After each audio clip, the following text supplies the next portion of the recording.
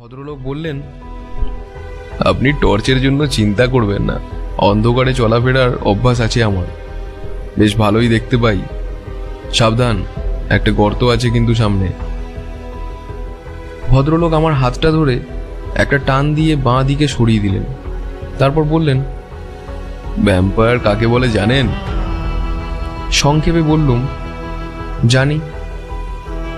Vampire কে না জানে? রক্তচোষা বাদুড়কে বলে ভ্যাম্পায়ার ব্যাট।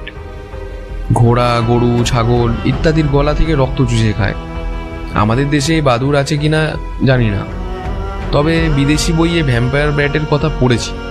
শুধু বাদুড় কেন, বিদেশি ভুতুড়ে গল্পের বইয়ে পড়েছি মাঝরাত্রিরে কোনো কোনো কবর থেকে মৃতদেহ বেরিয়ে এসে জ্যান্ত ঘুমন্ত মানুষের গলা থেকে রক্ত চুষে খায়, তাদেরও বলে ভ্যাম্পায়ার।